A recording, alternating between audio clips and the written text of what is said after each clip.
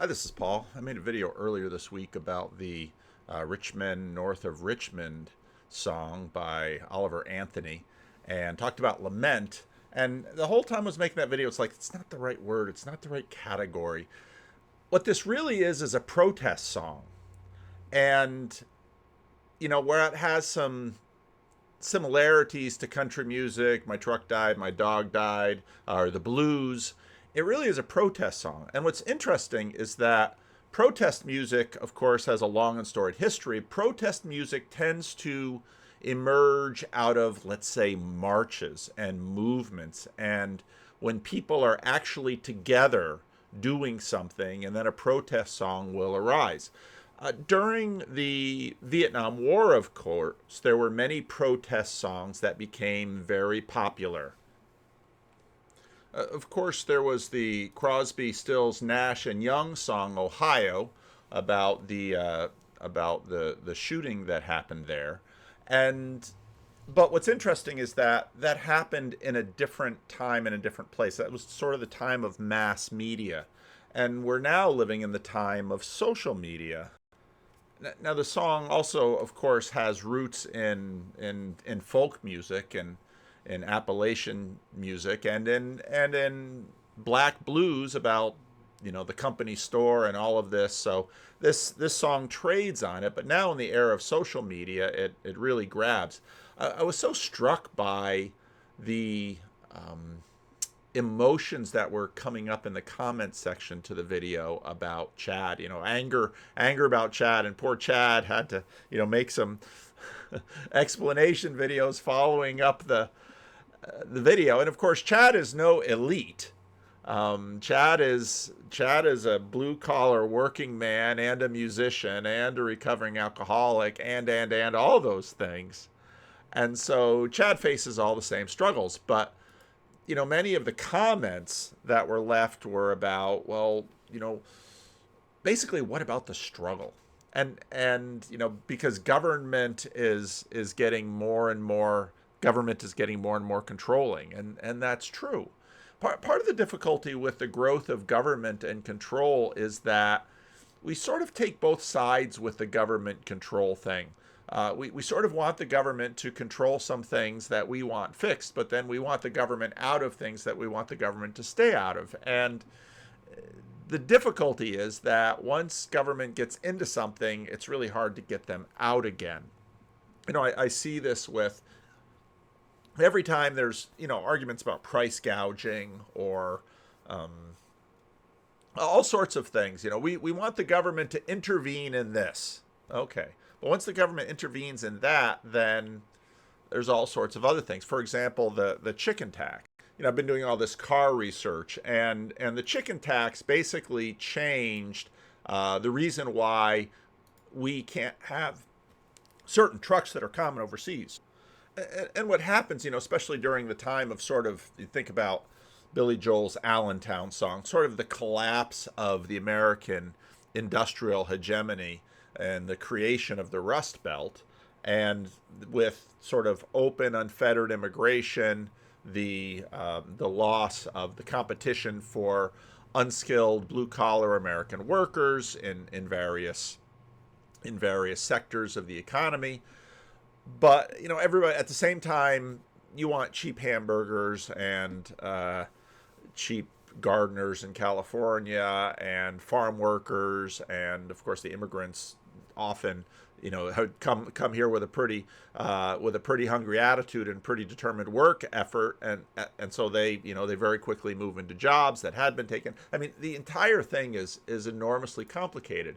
Now protest songs don't tend to be protest songs, and government policy sort of live in two very different universes. So he complains about the government buying junk food for the fat man, and yeah, but of course the reality that most of us know, if you live in one of the most reliable predictor of obesity is zip code. Well, what does that mean? What does the post office have to do about obesity? Well, it has to do about poverty. And so you look at, generally speaking, people who are wealthier will go to the doctor more often. They'll tend to eat better, and that factors in terms of all kinds of different traits, and so there's a ton going on here. But I thought it was best to understand this as a protest song, and of course there is class in here, and I mean I like the song, um, and I certainly want good things for I want to congratulate the young man on his stardom and success. How whether he'll be a one-hit wonder or whether he'll go on and have a storied career. All the best to him. But again, locating it as a protest song, I think also helps us then sort of take a step back and ask ourselves, okay, when we feel moved by this, what spirit is moving us? Are we thinking about, when we think about protest, are we also thinking about policy? Or are we even thinking these things through? Because, of course, part of what happens in the culture war is that someone could write, and if you know of a good woke protest song, let me know. One of the things that was noted during the George Floyd demonstrations was these were musicless. They didn't really, maybe some of them would borrow some of the old protest songs from the 60s, because on the left, a lot of sort of the protest energy just keeps trying to grab onto and take and use the societal consciousness and, let's say, collateral and credibility of the civil rights movement.